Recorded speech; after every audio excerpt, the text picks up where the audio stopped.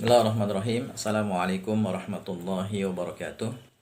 Alhamdulillah wassalatu wassalamu ala Rasulillah wa ala alihi wa sahbihi wa mawala.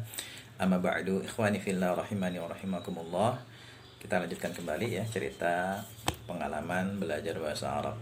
Sebelumnya saya sudah ceritakan ya tentang pengalaman saya mengikuti pelatihan bahasa Arab selama sekitar sebulanan ya di Pondok Pesantren Al-Furqon Gresik di Jawa Timur.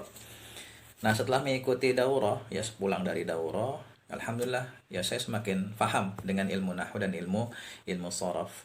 Kemudian saya pun semakin ya bersemangat untuk membaca kitab-kitab yang berbahasa Arab, ya terutama yang tanpa harokat. Dan tidak hanya membaca, kemudian saya pun waktu itu tertarik untuk menerjemahkan tulisan-tulisan bahasa Arab yang tanpa harokat. Di antaranya ya saya waktu itu banyak menerjemahkan kitab-kitab ringkas ya seperti ini. Ya kitab-kitab ringkas seperti ini. Ya namanya Kutaib. Ya, kitab-kitab ringkas dan juga buletin-buletin berbahasa Arab. Saya waktu itu alhamdulillah punya cukup banyak ya kitab-kitab ringkas berbahasa Arab dan juga buletin-buletin berbahasa Arab ya sebagiannya atau sebagian besar itu hadiah dari daurah syariah yang pernah saya ikuti, yang pernah saya ceritakan ya pada video sebelumnya. Waktu itu saya pernah mengikuti daurah syariah selama setengah bulan ya 15 hari.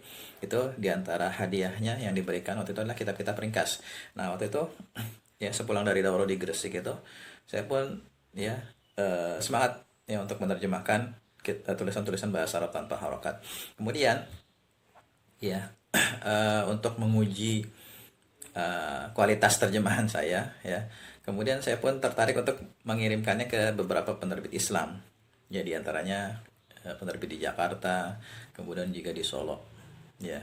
Cukup banyak waktu itu saya mengirimkan naskah ke penerbit, tapi ya hampir semuanya tidak diterima ditolak, nggak ada kabar. Tapi ada satu yang kemudian diterima dan diterbitkan ya, yaitu terjemahan dari kitab ini ya, kitab berjudul Wujubul Amri bil Ma'ruf wan Nahi 'anil Munkar ya, tentang kewajiban amar ma'ruf nahi munkar, karya Syekh Abdul Aziz bin Abdullah bin Baz ya rahimahullah taala.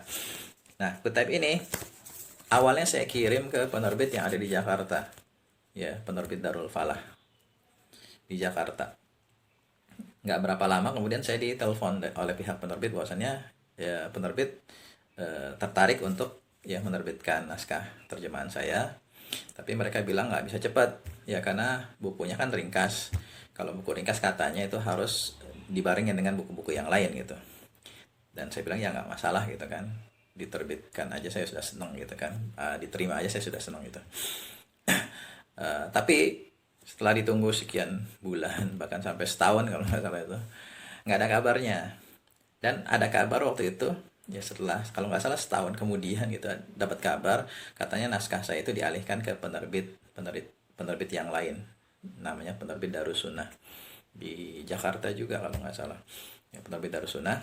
Nah kemudian akhirnya oleh penerbit Darussunnah itu diterbitkan bersama naskah terjemahan yang lain. Jadi dalam satu buku ada 2 naskah terjemahan dijadikan satu buku. Nah itu ya seingat saya itu pertama kali naskah saya diterbitkan oleh penerbit ya, naskah terjemahan saya. Tapi setelah itu ya saya banyak menerjemahin kitab-kitab dan sebagiannya itu kemudian saya terbitin sendiri.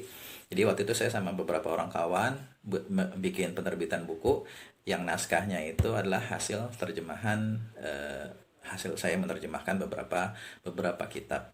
Dan ada juga beberapa terjemahan saya yang diterbitkan oleh penerbit Islam yang lainnya.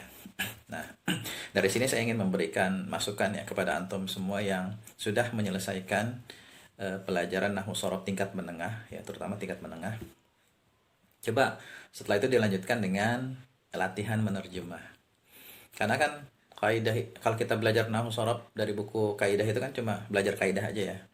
Ya kalau misalnya kita nggak rajin untuk praktek, misalnya baca dan menerjemahkan kitab-kitab para ulama misalnya, atau tulisan-tulisan yang tulisan bahasa Arab gitu, itu nanti bisa jadi kita paham kaidah ketika belajar kaidah nahwu sorof kita paham.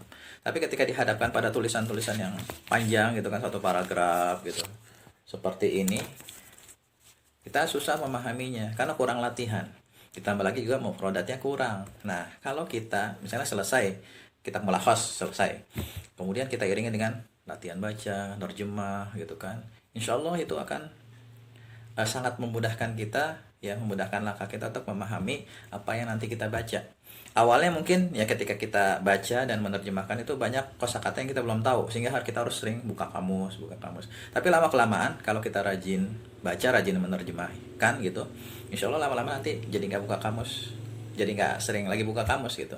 Bahkan saya pernah pengalaman nerjemah ya, satu type ini itu dari pagi sampai sore itu secara umum ya sedikit saya buka kamus gitu karena sudah banyak kosakata yang saya kuasai gitu. Jadi ya coba ya antum yang sudah menyelesaikan belajar nahwu sorof tingkat menengah gitu, latihan baca dan menerjemahkan, insya Allah akan sangat bermanfaat ya, memudahkan kita untuk memahami apa yang kita baca. Karena kan tujuan kita belajar bahasa Arab itu adalah memahami apa yang nanti kita akan baca ya, terutama Al-Quran kan, hadis-hadis, kitab-kitab para ulama. Kalau kita nggak praktek, cuma belajar kaidah aja, berat ya, susah untuk nanti kita lancar memahami ya, akan tetap merasakan kesulitan ya. Jadi itu ya, insya Allah nanti akan saya ceritakan ya pengalaman-pengalaman yang lainnya, semoga bermanfaat yang